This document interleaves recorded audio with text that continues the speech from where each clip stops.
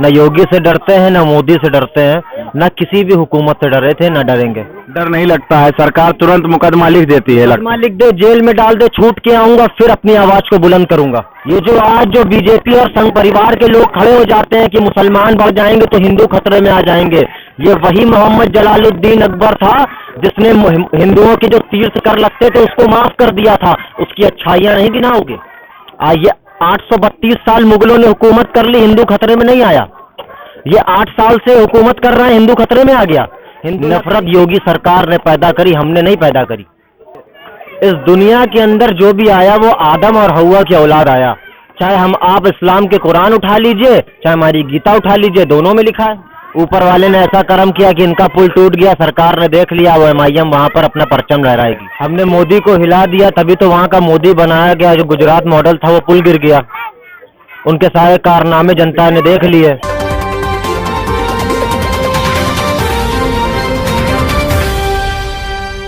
सलाम नमस्कार, मैं मोहम्मद सैफ और आप देख रहे हैं 24 तक न्यूज। उत्तर प्रदेश के कानपुर में मौजूद हूं। हमारे साथ बात करने के लिए जो मौजूद हैं वो ऑल इंडिया मजलिस इत्तेहादुल मुस्लिमीन के जुझारू नेता और बेबाक नेता बल्कि पंडित क्षितिज द्विवेदी हमारे साथ मौजूद हैं। लगातार सरकार को आड़े हाथ ले रहे हैं। डर वर है कि नहीं, डर रहे हैं कि नहीं डर रहे हैं, कि सिर्फ झोंके जा रहे हैं? बहुत बहुत शुक्रिया कि आपने ऐसा सवाल किया है। डरता मैं केवल ऊपर वाले से हूँ। जिस दिन आनी होगी मौत उस दिन आ जाएगी, कोई रोक नहीं सकता। न योगी से डरते हैं, न मोदी से डरते हैं, न किसी भी हुकूमत से डरे थे, न डरेंगे। अच्छा, मंच पर जो है बिस्मिल्लाह करके शुरू करते हैं और आप पंडित हैं, बिस्मिल्लाह करके शुरू करते हैं, नारे तकबीर अल्लाह अकबर कहलवाते हैं, ऐसा क्यों? आपने मेरी कोई तकरीर इसका मतलब सुनी नहीं। सबसे पहला शब्द मेरा ओम नमः शिवाय होता है, बाद में कोई तकरीर होती है। और सारे धर्मों का गुजरात गए थे, मोदी को हिलाने गए थे, हिल जाएगा कि बस ऐसे ही खाली बोल के आ गए? हमने मोदी को हिला दिया, तभी तो वहां का मोदी बनाया गया। जो गुजरात मॉडल था वो पुल गिर गया। उनके सारे कारनामे जनता ने देख लिए। बहुत 2016 में बंगाल के अंदर जब चुनाव हो रहा था तो एक पुल टूटा था, तो मोदी कह रहे थे ये पुल गिर गया है, दीदी का ये ढोंग रच गया, ढोंग खत्म हो गया, सरकार खत्म हो गई। अब 2022 में इनका भी चुनाव आ गया। ऊपर वाले ने ऐसा कर्म किया कि इनका पुल टूट गया, सरकार ने देख लिया, वो MIM वहां पर अपना परचम लहराएगी। एक पुल टूट जाने से मोदी को घेर लेंगे? देखिए, एक पुल की बात नहीं है ये उन 50 लोगों की और 200 लोगों की जिंदगी की बात है जो मरे हैं। वो 200 परिवार हैं, वो 200 लोग नहीं है, वो 200 परिवार हैं। हर परिवार के अंदर उनके 10 से 12 लोग हैं। उन 200 परिवारों की हाय सरकार को गिरा देगी। अच्छा, किस तरीके से आप चुनाव में जा रहे लोगों से अपील कर रहे हैं? आप ठहरे पंडित, पार्टी मुसलमानों की बात कर रही है, ये आरोप लग रहे हैं। आपने बापू नगर गुजरात के अंदर है, वहां पर अभी असदुद्दीन ओवैसी की 30 तारीख को सभा थी। उन्होंने अपने मुंह से कहा रैली में स्पीच देते हुए कि मैं चाहता हूं कि मेरे पार्टी से हिंदू MLA बने, मेरी पार्टी से दलित MLA बने। कहां मुसलमानों की बात हो रही? आरोप लगते हैं ना, आरोप तो कम से कम सुनिए। आप लगता है आरोप नहीं सुनते हैं, सिर्फ अपनी ही सुनाते हैं।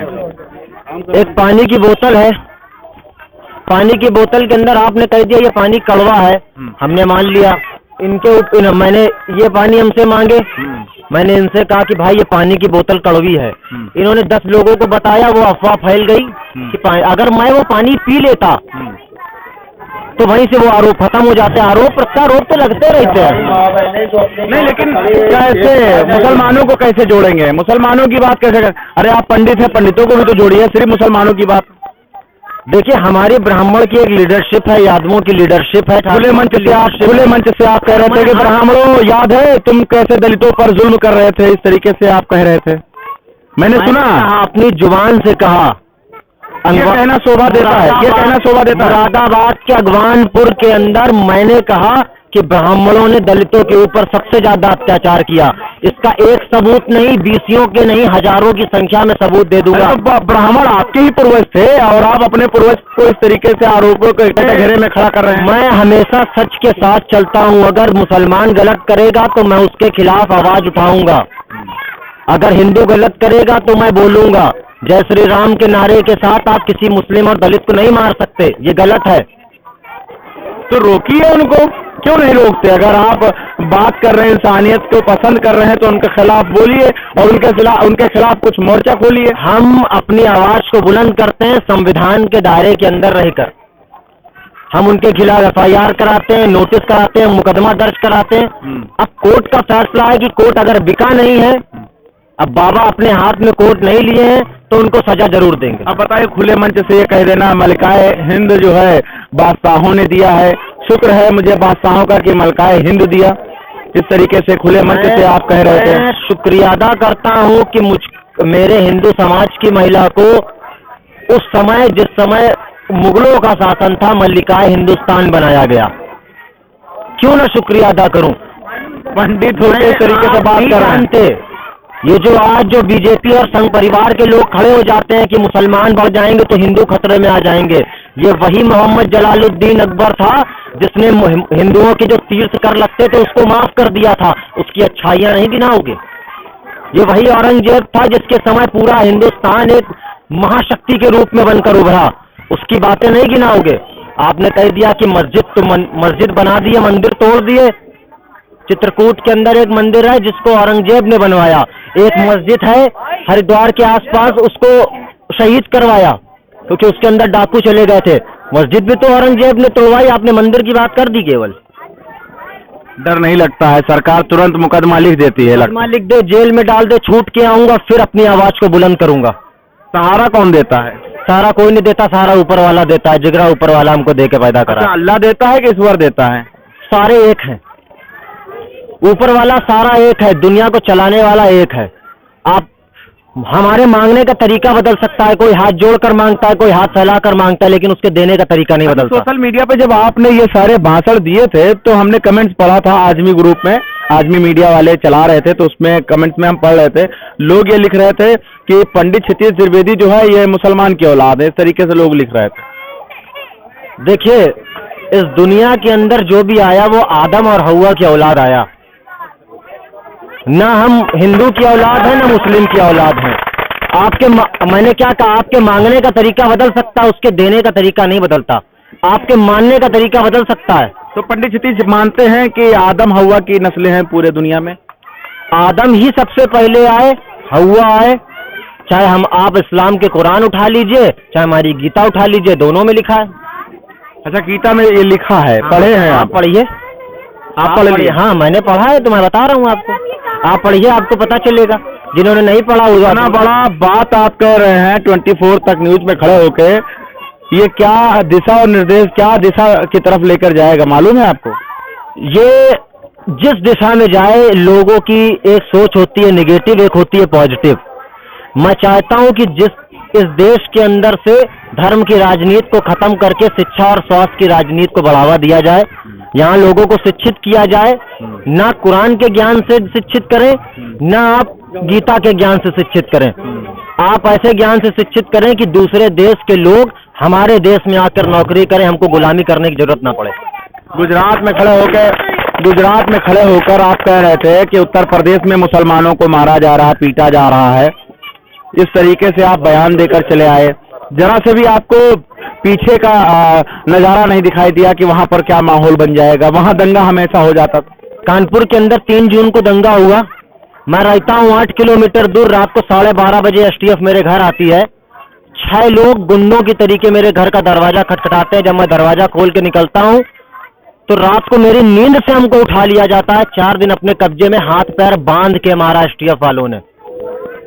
और केवल इस चीज पे तो असदुद्दीन ओवैसी की पार्टी में तो इस्लामिक कंट्री बनाना चाहता है, वो दीन पर चलते हैं। केवल एक चीज, ये नफरत उनके अंदर क्यों आई?